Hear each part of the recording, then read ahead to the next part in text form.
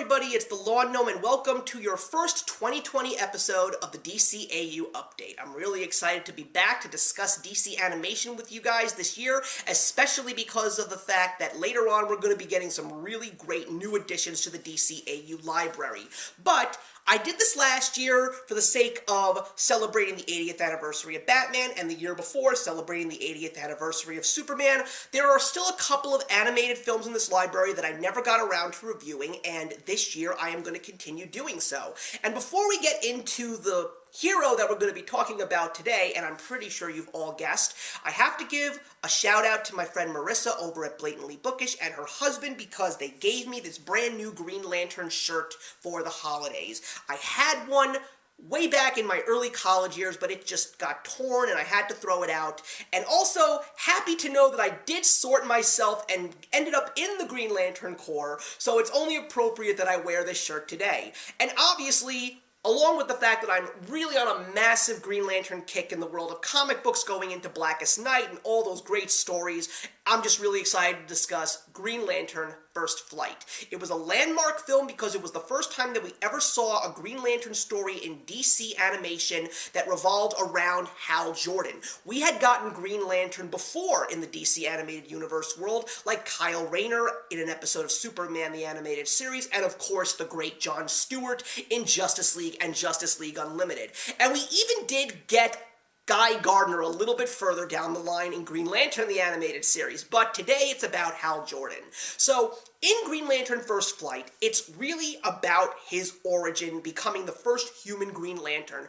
But the good thing about Green Lantern First Flight is it doesn't revolve around the origin story of Hal Jordan throughout the entire film. It's only in the first 5 minutes where he finds Abin Sur, or rather, Abin Sur finds him and gives him the Green Lantern ring, and he ends up finding out about this Green Lantern Corps, the planet Oa, the Guardians, just this amazing thing that the Green Lantern mythos is all about. But he also encounters another Green Lantern, who is known as the most powerful one of them all, and it is Thal Sinestro. So, in this film, it's really more of a trainee day cop kind of story, where Sinestro believes that Hal has a lot of potential, and he takes him on his patrols, if you will, specifically because he wants to hunt down those who killed his friend Abin Sur and bring them to justice. But there's another small scheme that's going on in Sinestro's world, and it's not something that the Green Lantern Corps knows about, but it's also not something that the Green Lantern Corps is going to be happy about when it actually comes to fruition. So, this movie was definitely one that I was interested in because even though I had not really read many Green Lantern comics, now I can totally say that I am a full-blown Green Lantern fan, and I'm so glad that I now have read some of the comics. This is definitely one of the best universes to be in, and I love the stories that revolve around them. Not just that, we also get an excellent voice cast, including Christopher Maloney voicing Hal Jordan, Victor Garber, who has done a lot of DC work in the Arrowverse, of course, as Sinestro, and we also get a lot of other famous faces like John Larroquette voicing Tomar-Re, Michael Madsen voicing Kilowog, and Trissa Helfer playing Boudica. But it was also really cool to see all of these other Green Lanterns really getting their day in the sun, because that's what the Green Lantern mythos is all about. It's not just Hal Jordan and the other human Green Lanterns. There are so many other characters in the Corps that comic book fans latch onto, like Kilowog, or Arisia, or Chip. There are just so many things to love about the Green Lantern mythos, even people that are fans of the Guardians. And of course, people who are true Green Lantern fans love to wear those power rings if they can get their hands on them, as well as saying the pledge. The film starts out very, very strong. I love the dynamics between Hal Jordan and Sinestro. The voice acting definitely helps a great deal. The story gets very dark as well. Some of the things that Thal Sinestro does in this story is definitely not for the faint of heart. But of course, the movie may be animated. It's also PG-13, so you definitely get some things that the animators were kind of happy to put into that, knowing that it wasn't something that was going to be for kids. There is also some excellent action sequences, and I love how Hal Jordan gets to start using his ring and getting to understand how it works.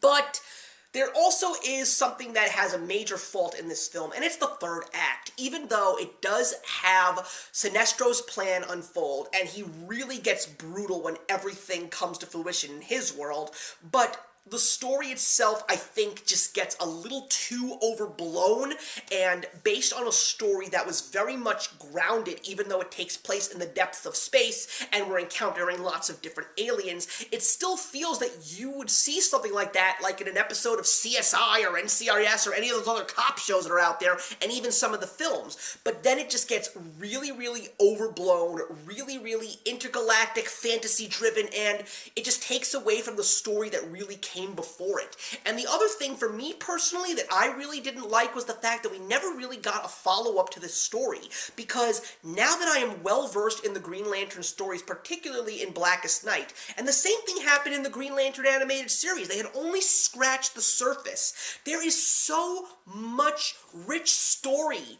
in Green Lantern's world, and I just can't seem to understand why anyone out there, outside of the pages of comics, is just afraid to bring all of this stuff into other kinds of media to share with fans, and even newcomers to the Green Lantern mythos. I think that people who just love comic books, comic book heroes, especially now with the MCU and the DCEU pretty much running the box office numbers these days, why wouldn't you want to try and expand the Green Lantern world? I mean, I know that right now the big news is HBO has a Green Lantern show in the works. I'm hoping that there will be a DCEU film.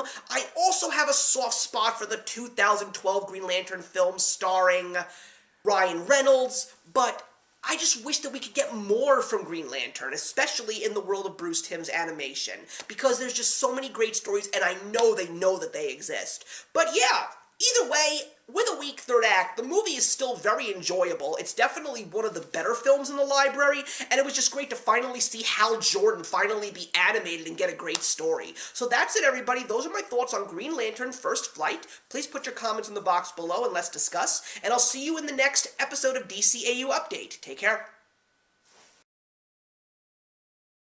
Hey, thank you so much for stopping by my channel today. If you're new here and want to see more of what my channel has to offer, please click on the link to my last video, or hit that subscribe button to be kept up to date with all of my uploads. Content of all sorts is posted here quite often, so trust me, you do not want to fall behind. I will see you in the comments, and actions speak louder than words.